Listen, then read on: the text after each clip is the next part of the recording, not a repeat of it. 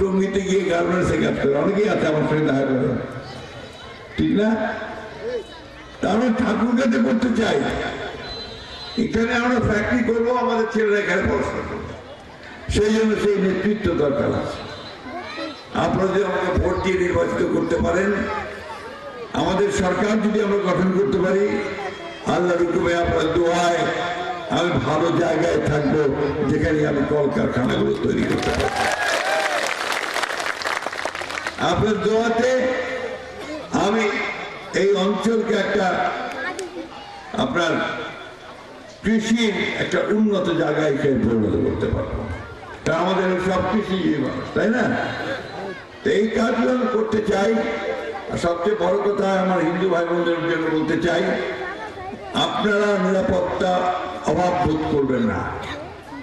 আমাদের ভাইরা আছে, আমরা আছি, আপনাদেরকে এই নিশ্চয়তা দিতে পারি যে আপনাদের যে কোনো বিপদে আপদে আমরা আপনাদের পাশে গিয়ে দাঁড়াবো অবশ্যই।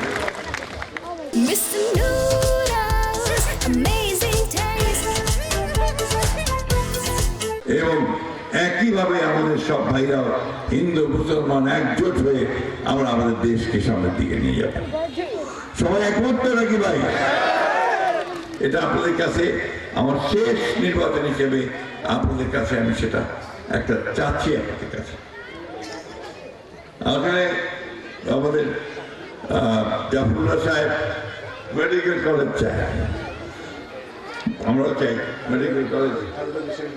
ঠাকুরগাঁও বিশ্ববিদ্যালয়ের কাজ শুরু হয়ে যাবে, ওটা অলরেডি অ্যাপ্রুভ হয়ে গেছে ইনশাআল্লাহ।